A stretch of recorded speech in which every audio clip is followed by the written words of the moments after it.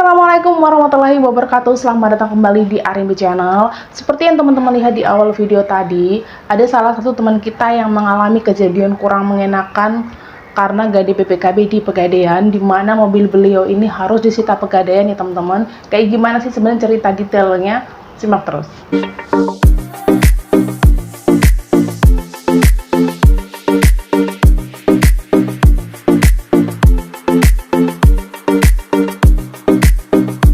Sebelumnya aku di sini mau disclaimer dulu ya teman-teman, kalau channel ini tidak pernah menyarankan kalian untuk menggunakan pinjaman, gade PPKB, kredit, baik itu di leasing ataupun di bank ataupun di website resmi lainnya, tanpa memahami ketentuan-ketentuan pinjaman ataupun ketentuan kredit dari masing-masing lembaga.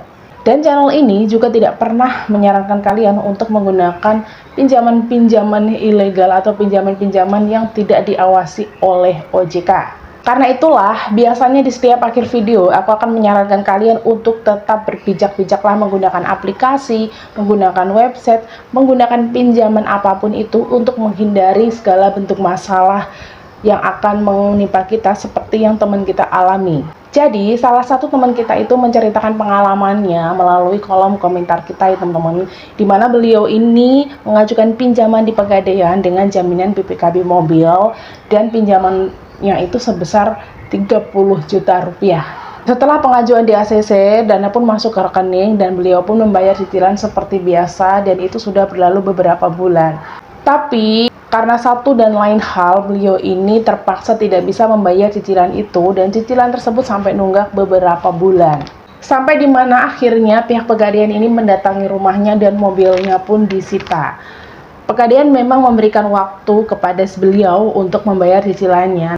Baru setelah itu mobil tersebut akan dikembalikan. Tapi pastinya teman-teman, walaupun mobil kita disita, kalau kita belum membayar cicilan, denda itu akan terus berjalan sampai batas waktu yang udah ditetapkan Pegadaian. Tapi ternyata beliau ini belum mampu membayar cicilan ya teman-teman, dan beliau pun berusaha untuk mengajukan perpanjangan waktu kepada pihak Pegadaian.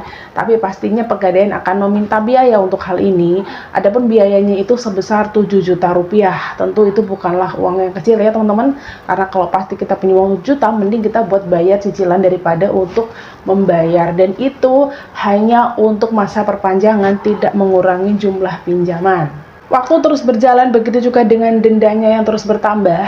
Dari awal pinjaman yang jumlahnya hanya 30 juta, pinjaman itu menjadi 45 juta teman-teman. Beliau sih nggak menyebutkan berapa lama beliau terlambat, tapi yang pasti kalau kita lihat dari jumlahnya itu pastinya sudah terlambat atau sudah nunggak berbulan-bulan. Sampai akhirnya, solusi akhirnya pun Pegadaian menjual mobil beliau untuk membayar hutang-hutang yang belum dibayar ya teman-teman. Dan biasanya solusi ini adalah solusi akhir yang akan dilakukan pihak Pegadaian. Nah, dari hasil penjualan itu akan digunakan untuk membayar hutang-hutang kita, kemudian sisanya baru akan dikembalikan kepada si peminjam atau kepada kita.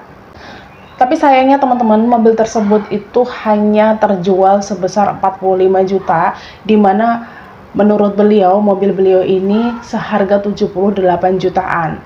Artinya dari penjualan mobil tadi hanya benar-benar untuk membayar pinjamannya saja. Itulah teman-teman cerita dari salah satu teman kita yang cukup memprihatinkan. Tapi sebenarnya kalau untuk kasus terutama gade emas ya teman-teman, yang tenor waktunya hanya 4 bulan, kejadian serupa juga banyak banget dialami oleh teman-teman di sekitar kita. Kalian boleh komen kalau kalian juga mengalami kasus yang sama ya, dimana kalian harus melepas emas atau perhiasan kalian untuk dilelang karena tidak bisa membayar cicilan ataupun tidak bisa membayar perpanjangan waktu.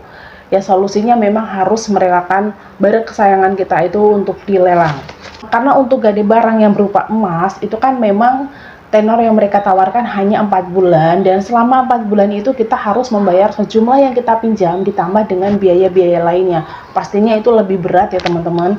Sedangkan untuk gade PPKB, walaupun kita bisa mengangsur pembayaran tiap bulan, tapi kan kita tidak bisa memastikan masalah-masalah yang akan terjadi pada kita di bulan-bulan berikutnya.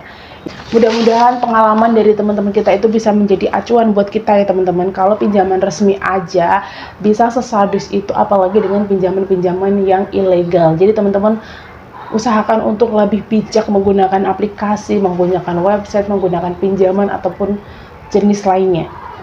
Dan itu saja teman-teman video singkat aku kali ini. Semoga pengalaman dari teman kita tadi bermanfaat buat teman-teman semua, dan mudah-mudahan kita diberikan kemudahan untuk membayar segala cicilan, segala tunggakan, dan kita bisa terbebas dari tunggakan ataupun kredit apapun itu. Sampai ketemu lagi di video aku selanjutnya. Wassalamualaikum warahmatullahi wabarakatuh.